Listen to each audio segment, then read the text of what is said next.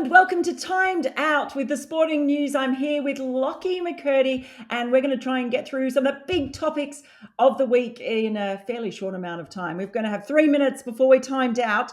Thanks for joining me, Lachlan. Are you ready to rock and roll with these 3 minutes of pure gold? I am always ready to talk everything cricket, Mel. I mean, we've got such a big week coming up. It starts tonight with the New Zealand-England first test, and I cannot wait.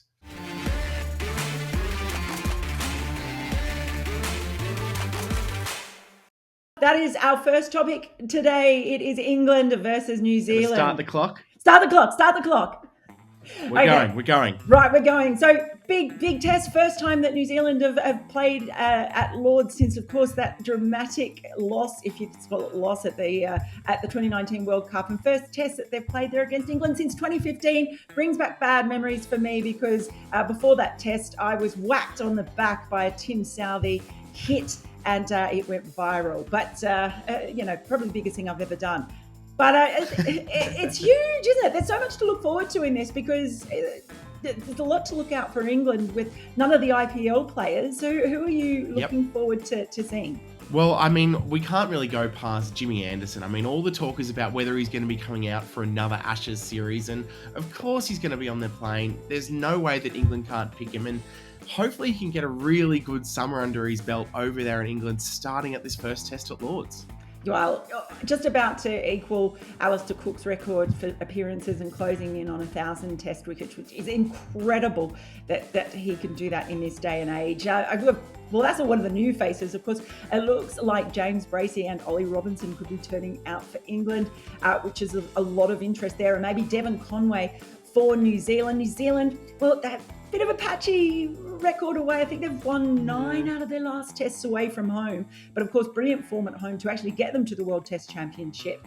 And the last time they played there, they did win. One of the top 5 tests I've ever watched in my life, I reckon, that test. Well, it's going to be really interesting to see how they cope. That Trent Boult won't be there for the first test, so some of their other pacers are really going to have to do some heavy lifting. And for me, the man who I cannot wait to watch over there is Kyle Jamieson.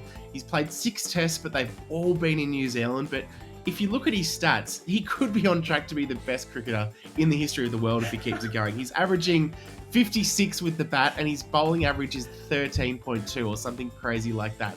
If he gets anywhere close to those stats in England, I will be amazed. But who knows? He's got that 6'8" height. He could do absolutely anything on that Lord's pitch. That is a big call. The new Dom Bradman, or let's call him the new stats-based only. Stats-based only. Stats and damned stats.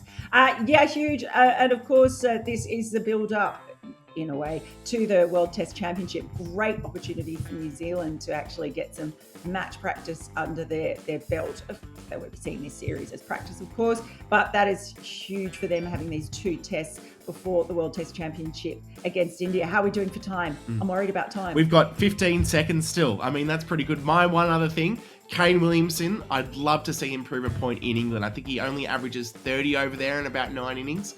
So I would really love to see him step up this series. Well, I'll have to be careful of the food because that is the one thing he said beforehand, that it is the best place in the world to eat food. So just don't eat too much, Kane. Not too much. All right, time's up. Time to move on to a nice alarm. You're going to have to get a better alarm, okay? That's really irritating. It makes me feel slightly anxious. I feel like I maybe get a bit of Ian Bishop commentary or something like that just to sound that the 3 minutes is up. Oh, gosh. Okay, yeah, definitely. That is your task. We'll do that. We'll have to get a better one. Okay. Okay, so big news at the ICC, some reports there on Cricinfo about, and other places now as well, about the new look. World Cups are back, baby. Champions Trophy's back, baby. The Super Sixes are back, baby. I'm pretty excited about all of this. I cannot wait at all whatsoever. I mean, you look at the statement that was released by the ICC last night. You've got, from 2027, we're going to have 14 teams in the 50-over World Cup. From 2024, we're going to have 20 teams in the T20 World Cup. Oh, it's just going to be so much cricket and so many new nations competing in these ICC events. It's just an absolutely fantastic thing for cricket because we're just exposing the game to more regions, and it's a really good way to expand the already growing game and the love that people have around the world for the game of cricket. Well, anyone who's been following me for some period of time will know that I haven't been happy about the reduction of the number of teams, particularly in the 50 over World Cup, and I've actually been calling it the Champions Trophy +2 because what's the point of having a Champions Trophy of 8 teams and a World Cup of 10 teams? It is huge. It's a step in the right direction. Hopefully it can keep going. Having a lot of teams, having some one-sided games doesn't seem to hold others back in other sports as well. So that's really exciting. It gives the Champions Trophy more meaning as well. I always, the Super Sixes, I think there's a lot of people have fond memories of the whole Super Six concept and how it gives more teams chances. It gives, greater interest, I think, going into the back end of the tournament. So that definitely is a step in the right direction. And I've always felt so sorry for teams at T20 World Cups where that first week, the teams that actually qualify for the qualifiers and get to the T20 World Cup only to have to qualify again. And then heartbreakingly, some of them miss out. So yeah, I think this is really encouraging. A note in there as well. They've got on that list a Champions Trophy for the women's T20. That's really huge and really important because we know that T20 is seen as a vehicle, the preferred vehicle for expansion of the women's game. You'll note on Sporting News, of course, I've done a feature on Brazil. This week, a big feature on the Brazil women's team, a great example of T20 being a vehicle that can really grow in non-traditional countries. So the more opportunities there are for those players to come in, and then it's the same thing. You have a smaller number of teams for a Champions Trophy, and that for me is just a really positive thing all round. And notice there as well, they're keeping the same format for the World Test Championship. A lot of mixed sort of reaction to how it's gone this time. Is it too hard, do you think, to judge how it has sort of panned out this time because of the pandemic, of course? And does it deserve another round of the same? There's lots of talk about the points, the number of tests in series, and is that fair? Does it advantage some teams over others? I think so. It does a little bit. There's the timeout. Yes, it does. I'm happy for them to stay the same. Give them another go. That's all right. We're timed out. The umpires have called us on to play. We have to move on. Sorry, fine. I hogged. I was a hog there, but I did let you get in. That's first. all right. That's all right. Your just strike rate will be a bit lower down the other end. You'll get some criticism on social media. That's how cricket works these days. That's fine. That's how my life works on social media. Are you kidding? Now, news sort of back at home, but also with a worldwide view. Just looking at the next few months, packed schedule for the Australians, but then also impacted by goings on in the world. It's going to be a pretty crazy few months, isn't it? It really is, and I think for anyone here in Australia, our sleep schedule is going to be all over the place because, unfortunately, none of it is taking place here as we come to expect every winter. But, of course, we've got so many amazing tests lined up over in England. We've got, as we said earlier, tonight, New Zealand, England is starting off. Then we've got the World Test Championship, and, of course, that incredible series that's going to be England versus India. I cannot wait for that.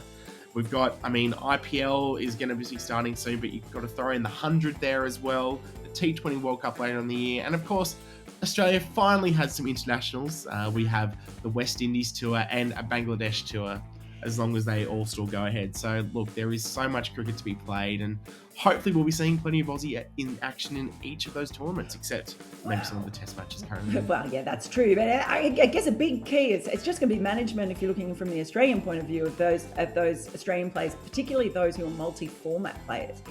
You've got that series soon. Some of them have just finally got out in this past week with tearful reunions with families, and they're going to be going back into quarantine and bubble environments to head over to the Caribbean for the ODIs and T20s in the West Indies, and to Bangladesh where they're now playing 5 T20s.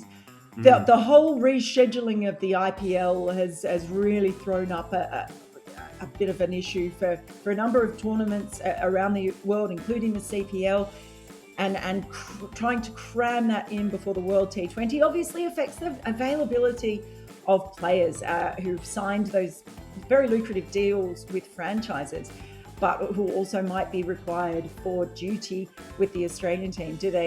Are they better served by actually playing T20s in the UAE, most likely in the IPL, before playing most likely the World Cup, because there's a monsoon season in India, not Yes, COVID. nothing monsoon, else is happening in India. Monsoon, so it's looking like the most likely venue. So I think there are going to be a lot of negotiations around the world, and maybe some tug of wars when it comes to actually trying to fit that all in.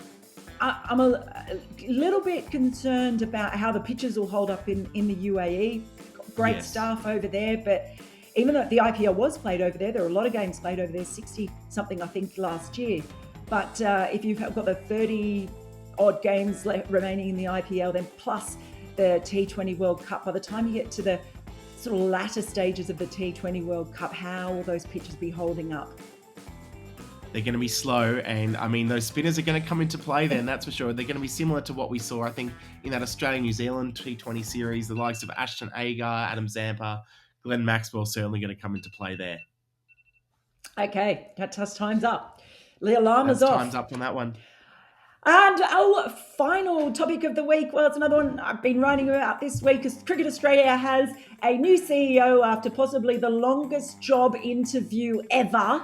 He's been in the interim role, Nick HOCKLEY, now for basically a year. And he's finally come in there. He oversaw the successful summer, you'd have to say, for Australia as far as hosting the series, not result-wise against India, but it was a pretty difficult summer to deal with. And also, probably more recently, the old sandpaper gate rearing its head again. I mean, I wrote a to-do list for him, and it was only really the basic things, but with huge issues like the MOU, looks like it will be less fractious this time around, perhaps, and maybe they can get to more of the other deals. Last time it was so wrapped up in the revenue sharing model that perhaps some issues weren't given the time in negotiations that was needed. And then also the whole broadcast rights deal is a big one as well, because things haven't been quite so cozy with Channel 7. But I don't know, you read my piece, and I think you were mostly struck about just looking back, when 10 years on from the Argus review, and where's the Australian men's team at? I know. I mean, you look at the Australian men's team right now. If for some reason, if it all goes wrong and they lose the Ashes this year, which I think a lot of people kind of think could be more likely than actually give a chance, that's 3 out of 4 home test series that they've lost out of the last 4 years. And that would just be horrific for an Australian men's test team that is meant to be completely dominant on our home surface. So, yeah, I think we only hold the one World Cup, the 2015 World Cup in the last 10 years or so, and that was a home World Cup. So if we didn't win that, there's probably a problem. I mean, only other final, I think, was 2011 we were talking about the other day, the T20 World Cup there. And it's 2010, I think, when they lost 2010. 2010, when they lost to England in the Caribbean. It's just a poor record. Yes. I mean, I'm certainly not going to predict that England are going to come to Australia and win the Ashes. I think they've got a better chance than they have in a long time. Let's put it that way. Yes. There's still so much sort of influx about Australian cricket. Only three specialist batters have been given central contracts, so there's obviously a lot of room for movement there. Questions rumbling around the succession plan for the captaincy, and even the coach in Justin Langer, with reports surfacing that some players aren't too happy with some of the ways that he coaches, or his style perhaps. So a lot of things there, and Nick HOCKLEY's going to be sort of in the middle of all of that. But Australians are pretty harsh judges of the Australian teams, particularly when they lose at home, particularly when it's the Ashes, rightly or wrongly. Well, you've just summed it up perfectly, because there is the timer. Look at you. You perfectly timed that 3 minutes. Oh, look, I'm known for my timing. It's as beautiful as Kane Williamson hitting a cover drive. Can't wait to see that tonight. Yeah. I'm obsessed with watching him. I can watch him for hours in the nets, just dead, just defending, just his full forward. Just defense. Williamson versus Anderson. I don't really care what happens in the match, but I just would like a good hour block where they're going at each other tonight. That's all I ask for. Please, cricketing gods, please. Let's hope that's what we get. Anyway, thank you for joining us. We're going to be back next week again to just have a quick whip around the cricket world. Thanks for joining me, Lockie. Your timing was perfect, but can you please go and get a new alarm?